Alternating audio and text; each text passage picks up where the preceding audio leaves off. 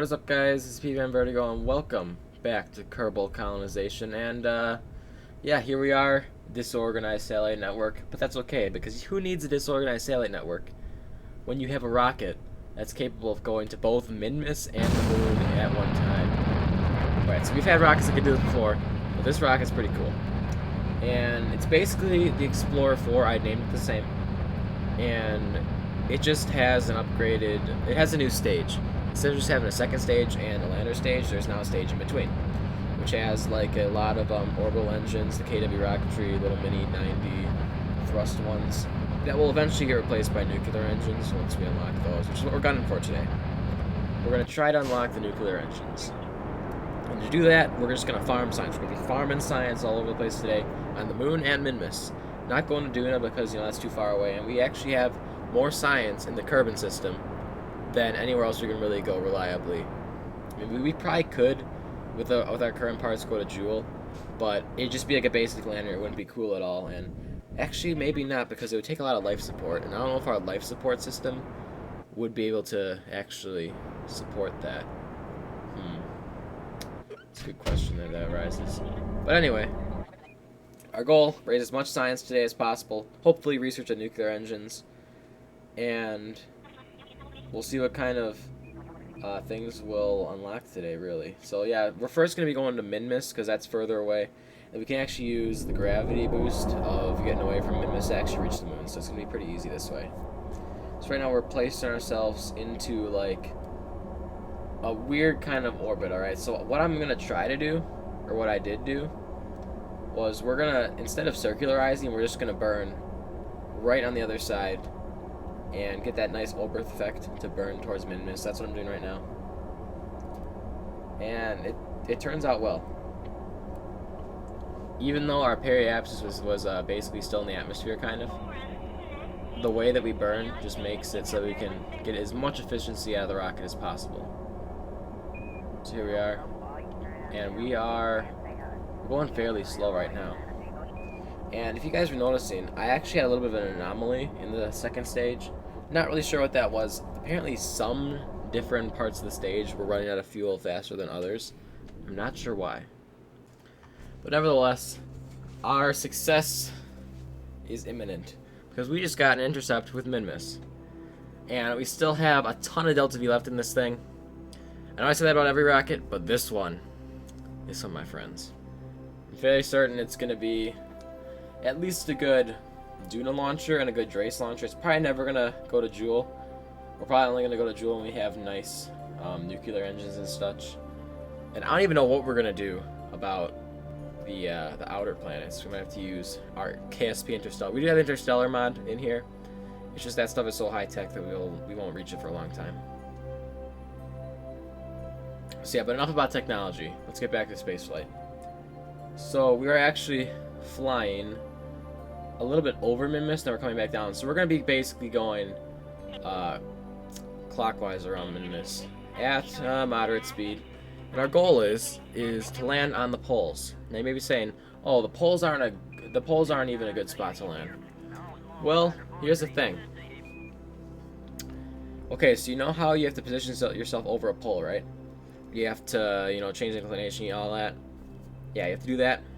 But the nice thing about the poles, since we're going to two different objects, is that if we actually land on a pole, we get the science, and we know we've never gotten science there before because we've never been to the poles on the moon or Minmus. I checked the science records.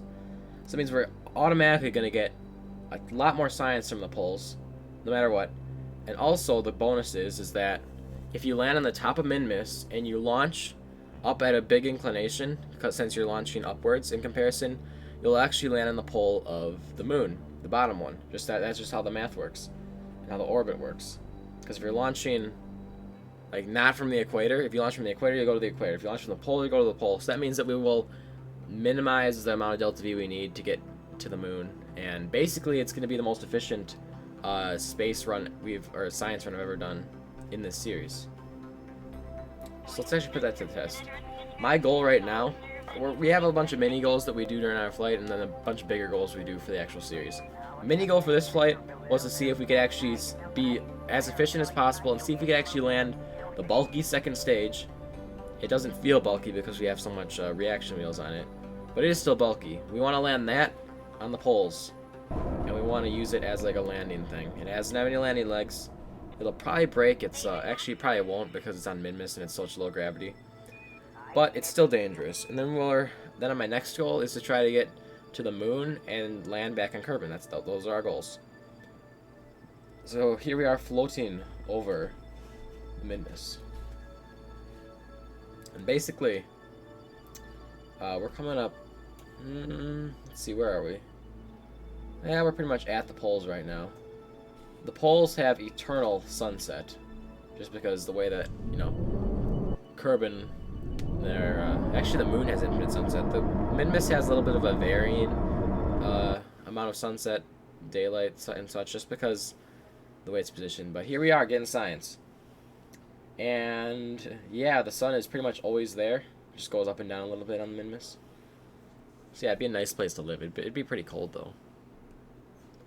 So yeah, this is the first time we've ever been here, so we're gonna get I wouldn't say a ton of science because, you know, the moon and Minmus aren't the greatest places to get science. The only reason I'm going here is because number one, they're easy. Number two, it's fast for this episode. Number three, it's the safest option. I would also say that this is cost effective, but remember, we don't have cost involved. This is not career mode. This is just science mode. We have unlimited resources, guys. Remember that. So here's my plan. Okay, I already told you guys it, but you guys may not exactly realize what I mean about launching from the poles. So if you launch upwards from the pole, and you actually, you know, go out and kind of burn retrograde in comparison to Kerbal, you'll end up on an inclination that if when you go by the moon, it'll automatically put you below it, just because that's just the way it works.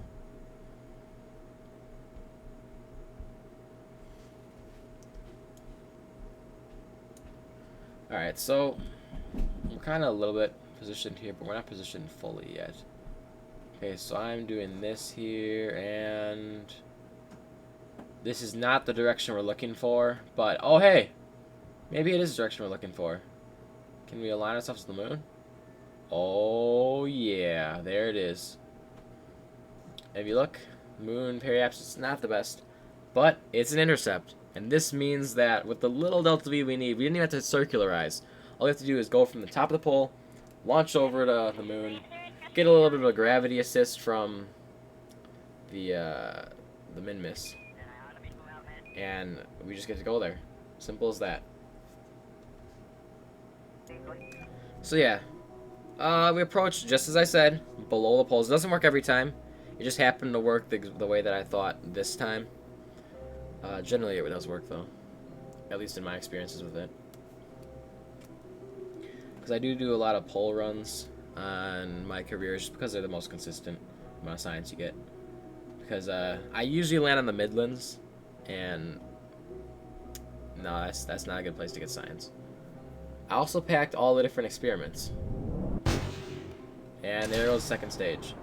And there goes the beautiful plume of the carbonite engine, roaring away at what seems like infinite delta V. But we've noticed, after lots and lots of failed attempts at the Explorer 3, is not actually infinite.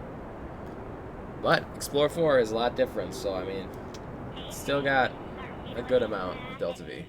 A good amount of landing power. Now we're kind of high up over the moon, not the most efficient. I'm actually getting kind of skeptical on whether we're going to be able to come back or not. Right now it looks like we will, but barely. And we're actually wasting a ton of fuel up here. I'm not sure what I'm doing. I'm trying to be a little bit more accurate, I think, with landing on the poles.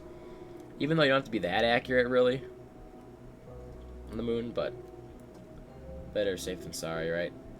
It's better to, you know, prepare yourself to land right in the poles than to have to land and then relaunch and land it out in a different spot. You have to do like a little bunny hop. You don't want to do that. So here we are burning again. I don't know what's wrong with my astronomer's visual pack textures on the moon. It's a little bit messed up. Maybe the poles just look like that. I don't know. Tell me in the comments what you guys think about that. It looks really ugly. I don't know if it's just dust on the moon. We're just not rendering correctly, but I also changed up the base of the Explorer 4. Instead of having the landing gear on the inside, I actually have it on the outside of the carbonite fuel tank just because it makes it wider. I was doing some tests earlier today. Oh my god. Oh lord. Oh no no no no no no no no no no no no no. Yes. That was almost bad. Okay. So we got a little bit cheeky with that suicide burn there. Not something you want to do in poor lighting. I got a little bit too close and I realized I'm lucky that the thrust to weight ratio is insane on this carbonite lander here. Otherwise, we would have smacked the bottom of the moon. Just, I don't know if the moon would like it getting smacked in the bottom, but that's what would have happened. So here we are, landed right on the bottom of the moon, and we're gonna get some science. Usually I don't bring the atmosphere analyzer because I thought that it was pointless. Turns out it's not pointless. You can measure vacuum and get science from it. Here I'm trying to actually contact Moon Relay number 1.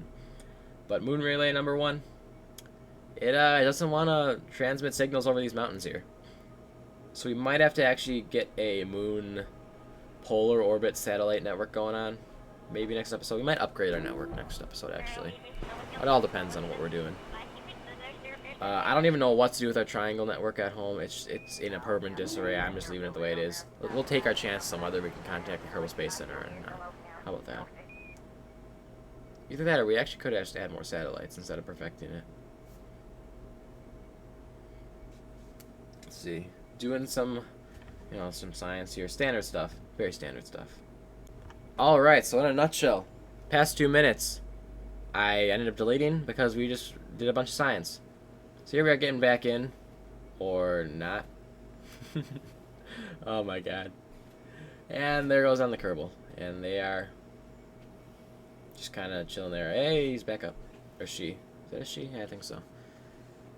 But yeah, we did 2 minutes, or 3 minutes, possibly even 4 minutes of science, and we're just getting as much as we can. But it took a long time, and you guys don't need to see that. So we're getting ready to... I'm planning out internally in my head right now what we're gonna do. So I start launching up straight because that's the best thing you can do is launch straight up. It's a pole. You can change whatever you want after you launch. We're flying through there. We're getting as much science as possible. Working at thermometer. This thermometer's already been thermometered. So let's figure out where we're actually going right now.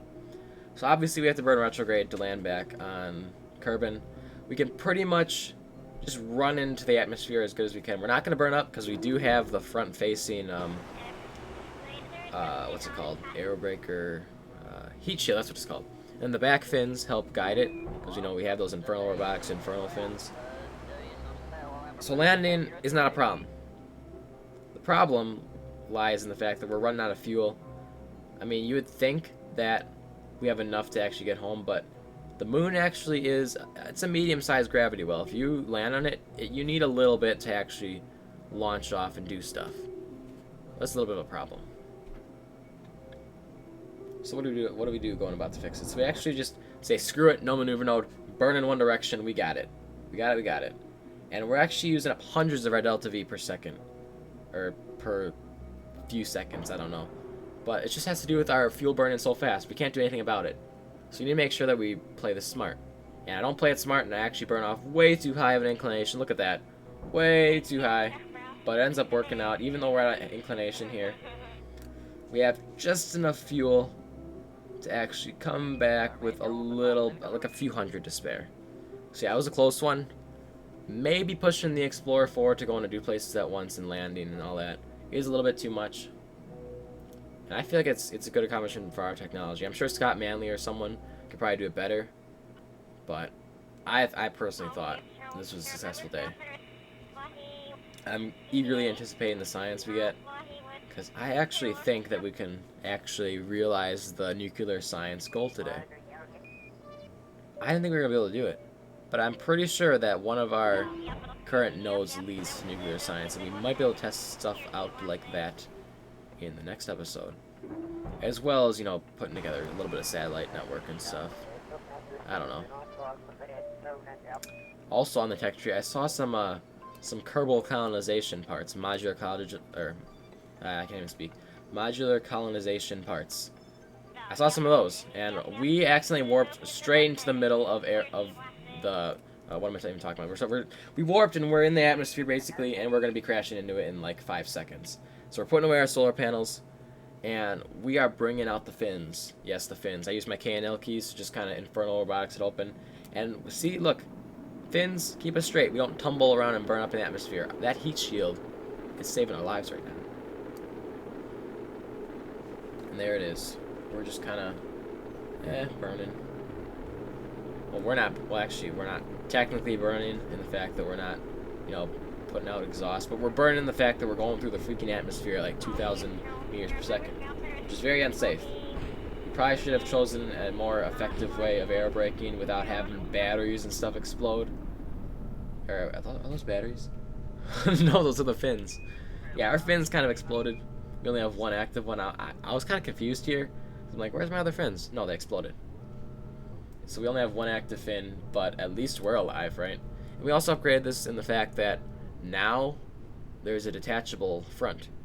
So the capsule can land without all the, well, it's expensive stuff, but it's just dry weight, basically. Dead weight, so to speak. But there is a minor flaw in our engineering design. Minor flaw. With this design, with this current design, we land upside down. Now, you guys may not think that's a big flaw, but for me, I like my Kerbal designs to look good, and I thought that this rocket ship looked okay. But landing upside down, I did not foresee, and we may have to redesign the entire thing just because of it.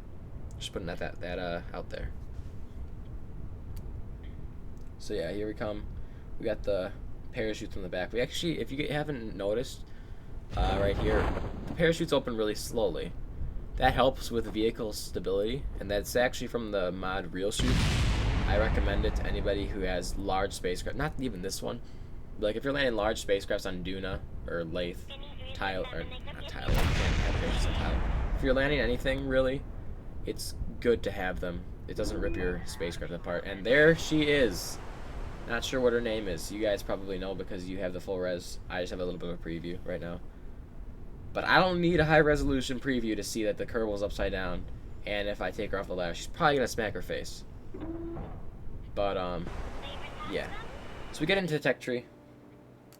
And let me actually maximize so I can see this properly. There we go. And yeah, we're going through, we're looking at everything. Half the things on here, since we have a custom tech tree, don't have much in it. I really want this high power electrics just because there's a thermal electric generator. We can actually, I'm pretty sure that's from the Interstellar pack, I'm not sure. But you can power like fusion drives and antimatter drives. I'm like, I want to start getting this infrastructure set up. Like we could have like things going to collect antimatter and stuff. We could have things collecting whatever you need for fusion. And then we could have like an orbital base fueling thing. And I thought that was going to be pretty cool for our colonization.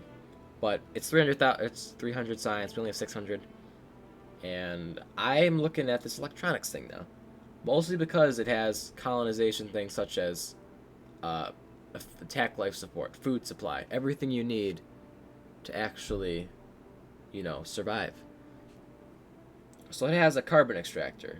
It has the Sabatier recycler. I'm pretty sure that creates oxygen from water and carbon dioxide, I'm pretty sure. And that is a lot more useful than just energy. But over here is what I really want. I want this, the nuclear propulsion. We got fusion drives in there, or it's really called the carbonidum fusion drive. Same difference, but that's actually from a different thing than KSP Interstellar. But it's still pretty OP. All right, we're gonna cut it here. Thank you all for watching this episode of Kerbal Colonization. All 5 or 6 of you that watch this series. And if it's not 5 or 6 of you, welcome, because you're new to this series. I put a lot of work into this. I have a lot of fun. Hopefully you guys have a lot of fun too. And we're going to be coming back to you at in around 4 to 7 days, hopefully. I have a lot of schoolwork, but I'll make it work. Got a lot of things planned for this series, so yeah, stay tuned for that. I feel like today was a success. Hopefully next episode we'll do even more now that we have the nuclear engine. But you'll have to see what we do with that in the next episode. As for now, this is PVM Vertigo. Peace out.